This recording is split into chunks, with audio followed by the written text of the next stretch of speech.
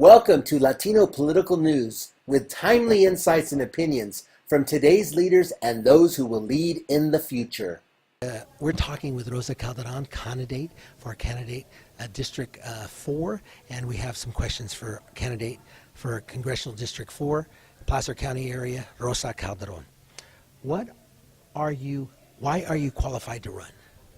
I think what really qualifies me is that we don't actually have anybody in Congress, even in our elected local positions, who represents the people. We have politicians that are far removed from the average person. We have millionaires in Congress making decisions for the average working class American.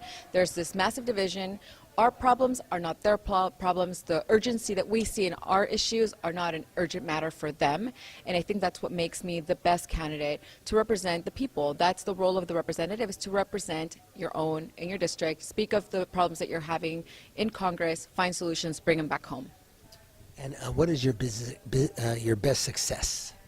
I think my biggest success is I'm going to just bring that to going back to school. After the recession, I was one of those people that lost everything. I lost the faith in my government. I lost the faith in everything that was supposed to be a protecting stance for us. It wasn't there anymore. The structure that we believed in, it wasn't there anymore. So I had to work as I was going through a divorce, raising my daughter, go back to school and reinvent my entire life. So it was one of the toughest things, but that's what made me stronger. And now I know exactly the struggles that everyone went through since the recession until today.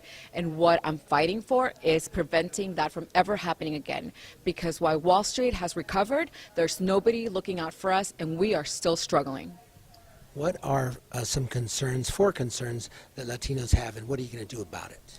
Well, the big one right now that's going on is immigration. I came to the United States as a refugee from El Salvador, so I know the process, I know the issues, I know how hard people work to get here. My mom gave up everything in our home country when it was ravaged by war.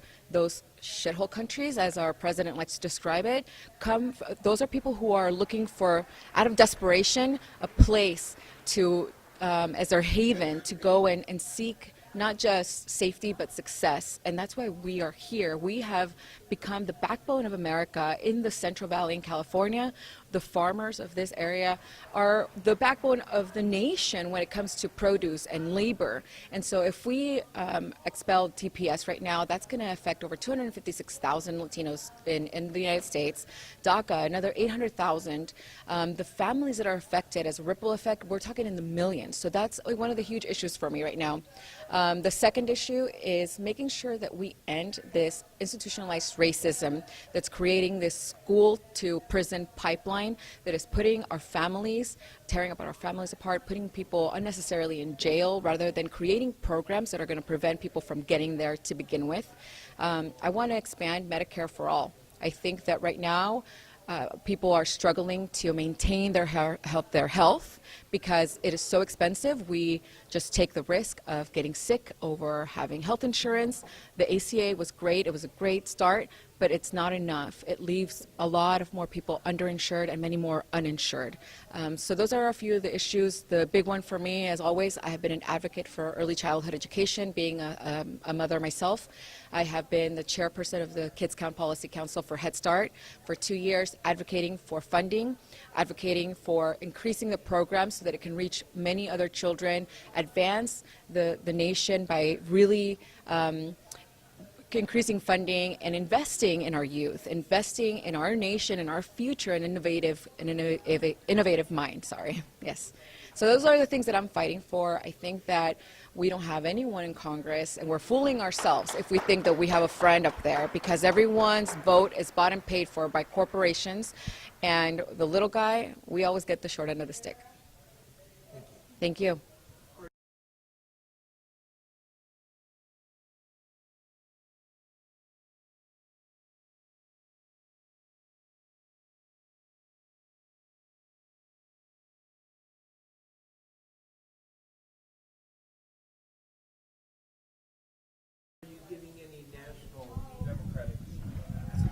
I am. So one of the big things that I have done is made sure that because the incumbent in my district has had a stronghold, he's a Republican who has told one of our dreamers to even go back to her country.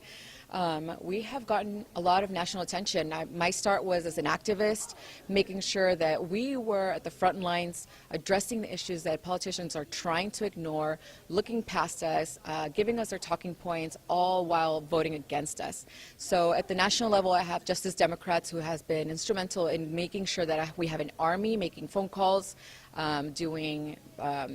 walking the districts, getting name recognition. We have brand new Congress, which is another movement that's happening.